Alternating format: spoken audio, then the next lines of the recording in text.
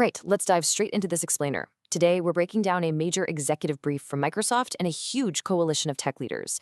They're making this incredibly powerful case for why a strong, open AI ecosystem is absolutely essential if we want to drive innovation, ensure safety, and really spark broad economic growth here in the US. To really understand where we're at right now, we kind of have to look backward. Think about the 1980s.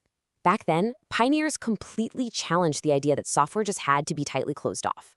That open source revolution, well, it literally built the internet and the entire foundation of modern US tech.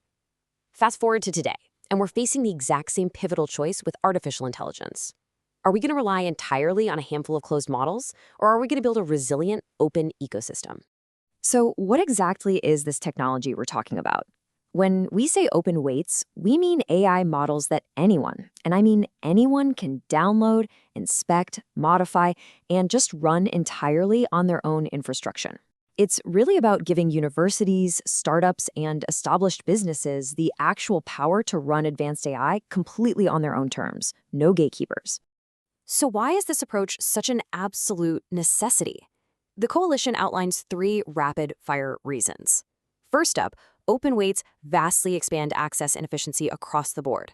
Second, they seriously strengthen competition across the entire tech stack. And third, they hand ultimate control right back to the customer. Let's actually break those down a bit. It honestly all comes down to this one simple phrase: right model, right job, right cost. See, open weights make AI economically sustainable. Think about it for a second. Businesses absolutely shouldn't have to train a massive model from scratch or pay premium frontier model prices just to do simple everyday tasks. Open weights let companies run highly efficient, specialized models for those daily workflows. That means you save the massive, expensive computing power for the genuine, heavy-hitting frontier problems. And for organizations, this translates into absolute control. Using open weights totally prevents single provider lock-in.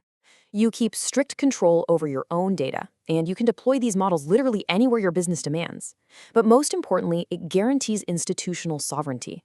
That just means your organization actually owns the accumulated AI knowledge and the value it creates over time. You're building your own assets, not someone else's. Now, this next part totally flips the script on the biggest elephant in the room: security.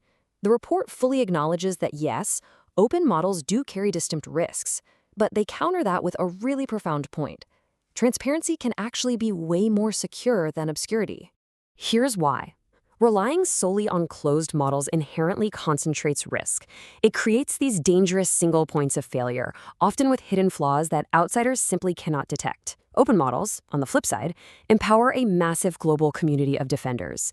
Because they have direct access to the weights, researchers can rigorously test, red team, detect, and fix vulnerabilities super fast. Look, in a world where attackers are absolutely using AI, defenders need access to highly capable open models just to respond effectively. So, to secure this kind of AI future, the brief argues that policymakers have to act decisively, right now. They need to expand compute access for startups and researchers and really invest in shared training assets. Crucially, though, they've got to avoid premature restrictions on open models. Doing that would just stifle competition and push all this innovation overseas. The brief also makes it clear we need to target actual unlawful intellectual property theft, rather than penalizing standard historical techniques like distillation, where smaller models basically learn from larger ones.